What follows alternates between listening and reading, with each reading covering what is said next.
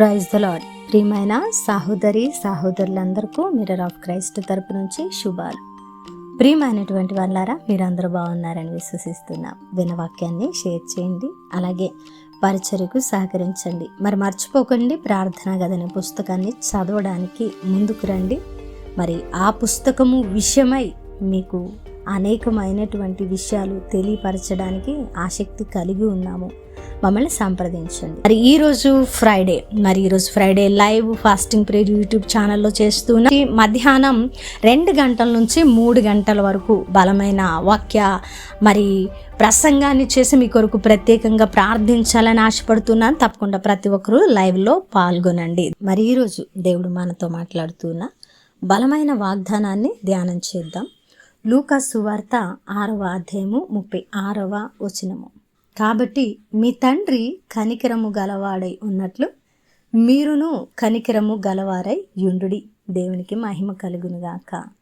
ప్రియమైన దేవుని బిడ్డలారా, మరి ఈరోజు దేవాది దేవుడు మనల్ని కనికరించాలని ఎంతగానో ఎదురు చూస్తున్నాం కదండి. ప్రతిరోజు ప్రార్థిస్తున్నాం, ప్రభువా నన్ను కనికరించయ్యా, నా ప్రార్థనకు జవాబు ఇయ్యయ్యా, ఒకవేళ నేను పాపం చేస్తే నన్ను క్షమించు, కనికరించు, మరొక అవకాశం ఇవ్వు అని అనేక మారులు పడిన ప్రతిసారి లేస్తూ కూడా ప్రార్థిస్తున్నాం.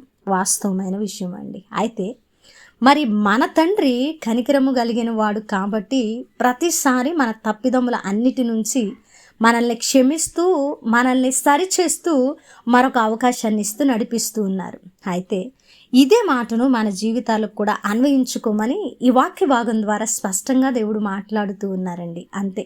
మరి ఏమంటూ ఉన్నారంటే, దేవుడు నేను కనికరము కలిగిన దేవుణ్ణి కాబట్టి మీరు కూడా కనికరము కలవారై ఉండండి. దేవునికి మహిమ కలుగునుగాక.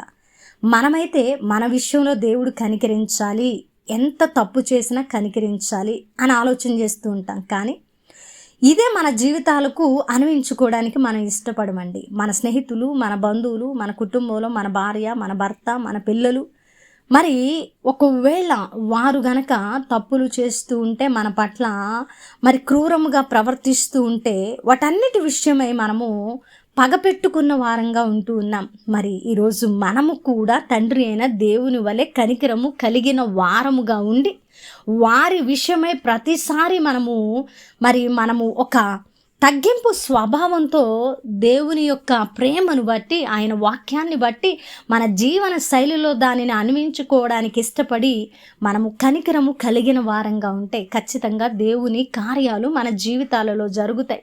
మనము తగ్గించుకున్న విధానాన్ని బట్టి, మనము కనికరించిన విధానాన్ని బట్టి దేవుని మనము నిజముగా అనుసరిస్తూ ఉన్నామని అవతల వారు గ్రహించి దేవునిలోకి రావడానికి, మారడానికి అవకాశం ఉంటూ ఉన్నది. కాబట్టి ప్రియ సహోదరుడా, మరి మన దేవుడు కనికరము కలిగిన వాడు కాబట్టి మనము కూడా కనికరము కలిగి ఉందాం.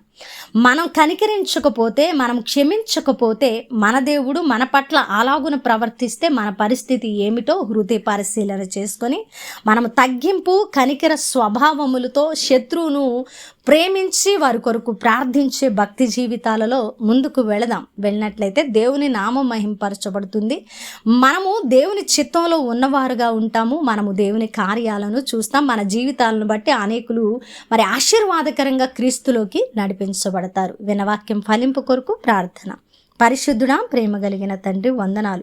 అద్భుతమైన వాక్యము చేత మాతో మాట్లాడారు. అవును తండ్రి, మీరు కనికరము కలిగి ఉన్నారు కాబట్టి మేము కూడా కనికరము కలిగి ఉండాలని ఈరోజు మా కఠిన హృదయాలను ప్రభా మరలా మీరు సంధించినందుకు, గద్దించినందుకు, సరి చేసుకోవడానికి అవకాశం ఇచ్చినందుకు వందనాలు. ఈ మాటలు ఎవరైతే విని అవును నేను కనికరము కలిగిన వాడుగా, కనికరము కలిగిన దానగా దేవుని యొక్క నామాన్ని మహిమపరుస్తూ ముందుకు వెళ్ళాలి అని ఎవరు నిర్ణయం తీసుకున్నారు ప్రభా, వారి పట్ల వాగ్దానాన్ని నెరవేర్చండి.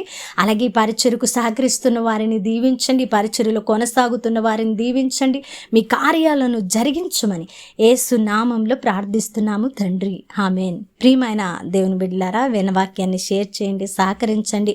మరి ఈరోజు Friday live fasting prayer YouTube ఛానల్లో చేస్తూ మధ్యాహ్నం 2 గంటల నుంచి 3 గంటల వరకు బలమైన వాక్య మరి ప్రసంగాన్ని చేసి మీ కొరకు ప్రత్యేకంగా ప్రార్థించాలని ఆశపడుతున్నాను. తప్పకుండా ప్రతి ఒక్కరూ లైవ్లో పాల్గొనండి. దేవుని చిత్తమైతే మరలా కలుసుకుందాం. దేవుడు మేము దీవించును గాక. ఆమెన్.